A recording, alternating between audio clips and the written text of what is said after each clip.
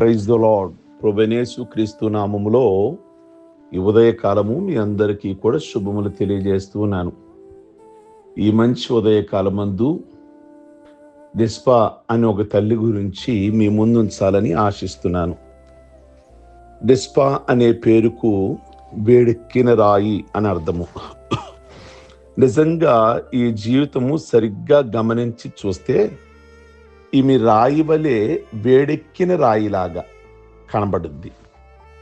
డిస్పా అనే ఆవిడ సౌలు రాజు యొక్క ఉపపత్ని, భార్య కాదు ఉపపత్ని. ఆమెకి 2 కుమారులు ఉన్నట్లు మనం బైబిల్లో చూస్తాం. గిల్బోవా అనే యుద్ధంలో సౌలు గాని వారి కుమారులు గాని వాళ్ళు ఆ యుద్ధంలో తుత్తినీలుగా ఓడించబడి చనిపోతారు. అట్టి దశలో యాబేష్ గిలాదు అనే వారి శరీరములు విషయమై వారు ఆ ప్రాంతం వారు యాబేష్ గిలాదు అనే ప్రాంతం వారు వీళ్ళ శరీరాల విషయమై శ్రద్ధ తీసుకుంటారు. అయితే రిస్పా తన బిడల విషయమై తీసుకున్న చర్య ఏంటంటే 2 సమూయేలు గ్రంథంలో 21వ అధ్యాయము 8వ వచనం ఆ ప్రకారము సౌలు కుమారులైన 7గురులో రిస్పాకు 2 కుమారులను గిబియోనులకు అప్పగించారు. సౌలుకు 7 కొడుకులు, అంటే చాలా మంది ఉన్నారు కానీ ఒక 7 కొడుకుల్ని గిబియా వాళ్ళు మాకు అప్పగించండి, సౌలు మాకు చేసిన అన్యాయము కొరకు మేము వాళ్ళని చంపాలి అంటే దావీదు సౌలు కుమారుని ఒక 7గురిని గిబియా వాళ్ళకి అప్పగిస్తాడు. అప్పగిస్తే ఆ 7గురిలో ఒక 2 మాత్రము సౌలు యొక్క ఉపపత్ని రెస్పా వారి యొక్క పిల్లలు. ప్రియమైన దేవుని బిడ్డలారా, వారు కొండ మీద యెహోవా సన్నిధిలో ఉరి తీసేశారు. ఆ 7గురిని ఉరి తీశారు. ఇప్పుడు మనం ఈ 7గురిలో ఒక 2 గురించే మాట్లాడుతున్నాం. వారిద్దరు ఎవరు అంటే సౌలు ఉపపత్ని భార్య రెస్పా యొక్క పిల్లలు. చనిపోయిన 2 కుమారుల విషయమై రెస్పా ఏడ్చి ఏడ్చి ఏడ్చి అలాగే ఊరుకోలేదు. నిజానికి నేను స్త్రీని, అబలను, నా వల్ల ఏమీ కాదు అని రెస్పా మౌనముగా ఉండలేదు. నిజంగా ఆమె వేడి రాయి, నిజంగా ఆ మాట ఆవిడకు వర్తిస్తుంది.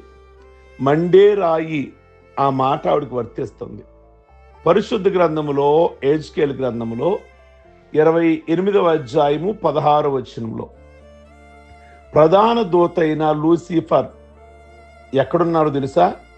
కాలుచున్న రాళ్ల మధ్య ఉన్నాడు. కాలుచున్న రాళ్ల మధ్య. ఈ సత్యం మనం తెలుసుకోవాలి. కనుక నువ్వు ఆత్మలో వేడెక్కిన రాయివేనా? కాలుచున్న రాళ్ల మధ్య ఉన్నావా?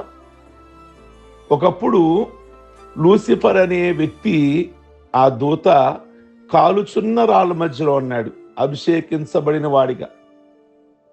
కనుక మీరు ఏ రాళ్ల మధ్య ఉన్నారు? చల్లబడిపోయిన రాళ్ల మధ్య ఉన్నారా?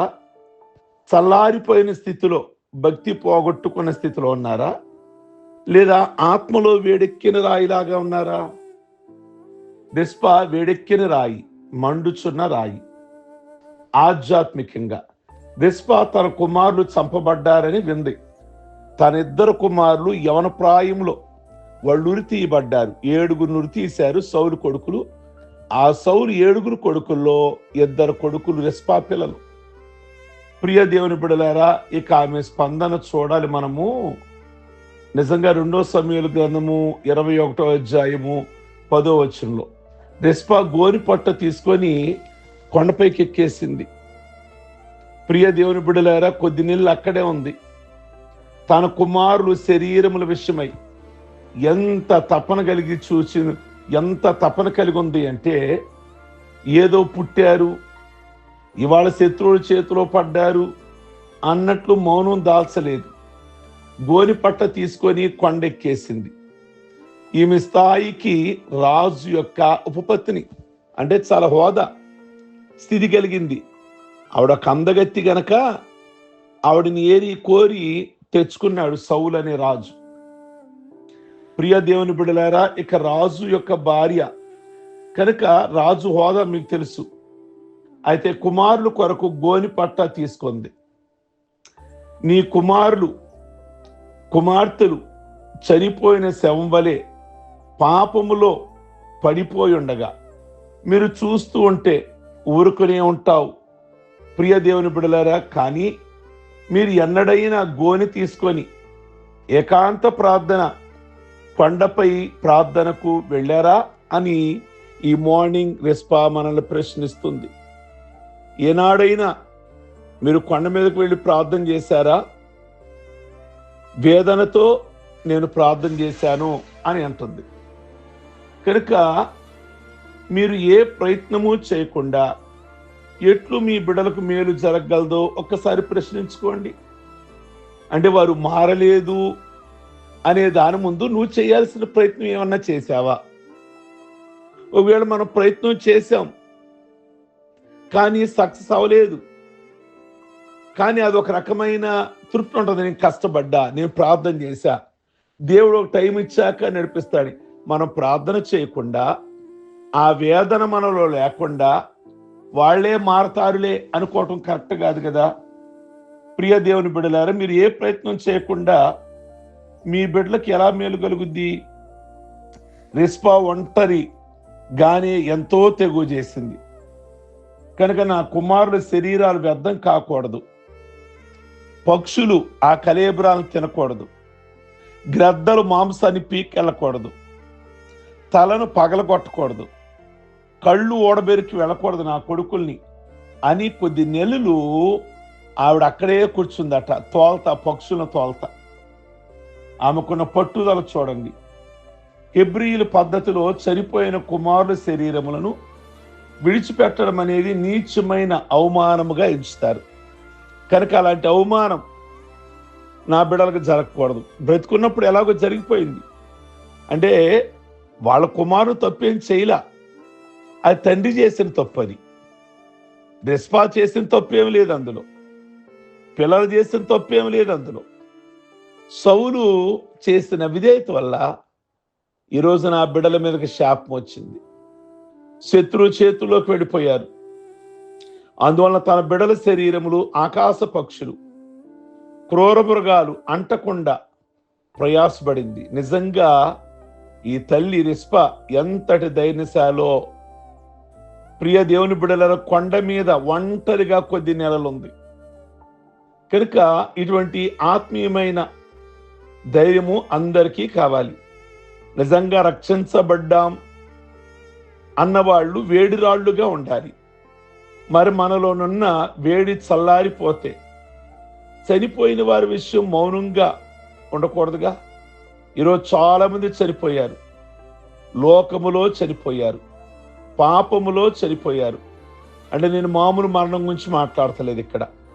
ఆధ్యాత్మికంగా చనిపోయారు, పాపముల చేత, అపరాధముల చేత చనిపోయారు. ప్రియ దేవుని బిడ్డలారా, రక్షణ లేని బిడ్డలందరూ లేదా భర్తలందరూ చనిపోయిన వారే కదా. నీ ఒంట్లో లేదా నీ ఇంటిలో లేదా నీ ప్రాంతంలో ఎన్ని శవాలు ఉన్నాయో ఒకసారి చూడండి. మీ చుట్టూరు ఎన్ని శవాలు ఉన్నాయో. అంటే శవాలు అంటే ప్రభువుని ఎరగని వారు, పాపములో శాపములో వాళ్ళు చనిపోయిన స్థితిలో ఉన్నారు. అంటే మన చుట్టూ ఎన్ని శవాల మధ్యలో మనం ఉంటున్నామో బైబిల్ మాట్లాడుతూ ఉంది. వాటి విషయమై మీకు శ్రద్ధ ఏది? రిస్పా అయితే గోనిపట్ట తీసుకొని కొండ మీదకి వెళ్ళి పరుచుకొని కోతకాలము మొదలుకొని ఆకాశం నుండి ప్రియ దేవుని బిడ్డలారా వర్షం కురిసే వరకు, ఆ కళేబరాల మీద కురిసే వరకు అచ్చటే ఉంది.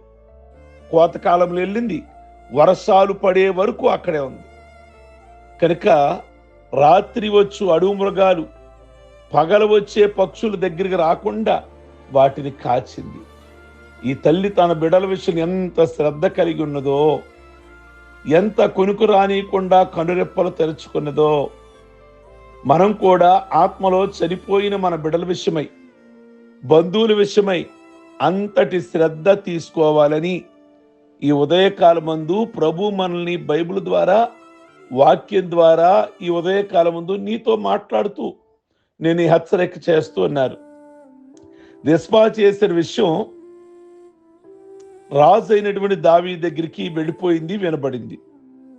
అయ్యా కుమార్తె అయిన రిస్పా నిద్రాహారాలు మాని సుఖమే విడిచి కొండపైకి ఎక్కి గోనిపట్ట పరుచుకొని ఎండకి వానకి మంచుకి తడిసి తన బిడల కలేబరాలను కాచుకునే విధానమును గమనించిన ప్రజలు ఆశ్చర్యచకితులైపోయారు రిస్పా గురించి.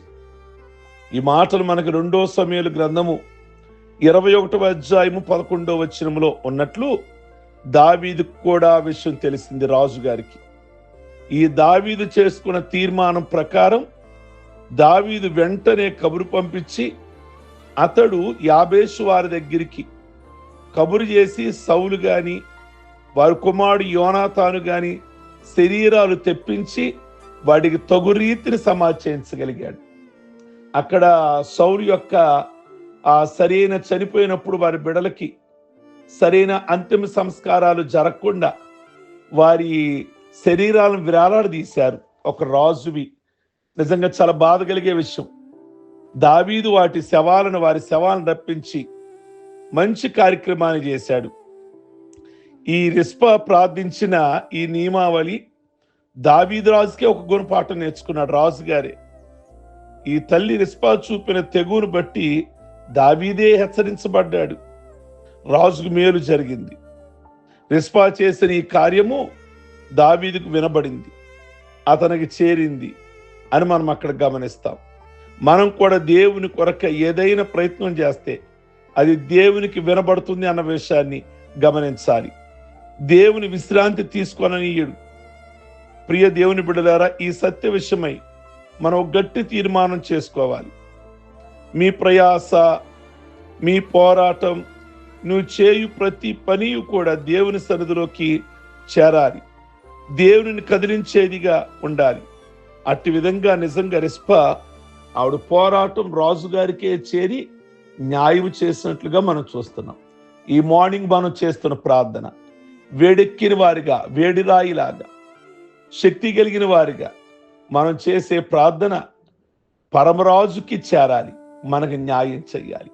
అట్టి విధంగా రిస్పాలాగా వేదనతో కూడినటువంటి ప్రార్థన చేసి పరిస్థితులు మార్చేవారిగా, మనకు న్యాయం చేసేవారిగా, మన మీద జాలి కలిగిన వారిగా దేవుడు చెయ్యాలి.